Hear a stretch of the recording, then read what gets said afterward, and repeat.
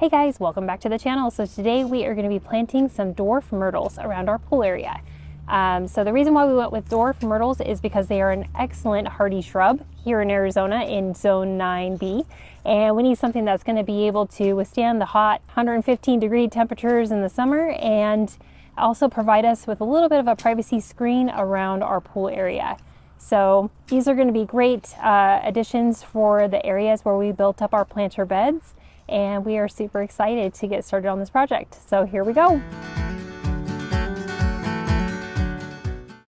So first, in order to prepare the area where our dwarf myrtle shrubs were going to be planted, we first started by digging the holes for each shrub, and then we added a high quality raised garden bed soil. We chose this soil mix because we found it is actually perfect for promoting good drainage, and it also provides lots of essential nutrients.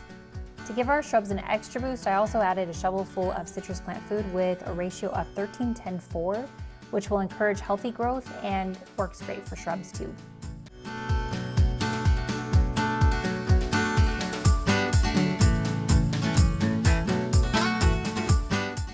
For the planting process, we measured the area to ensure the plants were about 13 inches away from the wall of the planter bed and 30 inches apart.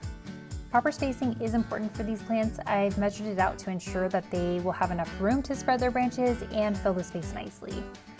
For each shrub, we dug a hole deep enough to accommodate the roots comfortably by making sure each area was as deep as the root ball and about 2 times as wide.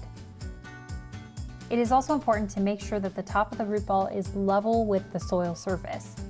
Next, we backfilled each hole with soil and we patted it down gently to eliminate any air pockets.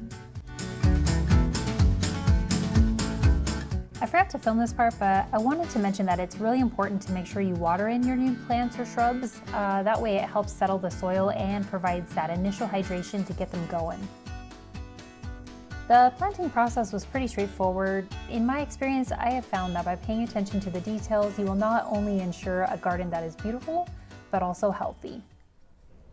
Alright guys, well that is all for today's video. I just want to say thank you so much for watching, and please be sure to check back. We will be uploading a video soon on how we install the drip lines to these plants. And then don't forget to hit that like and subscribe button. We hope to see you again on the next one. Bye!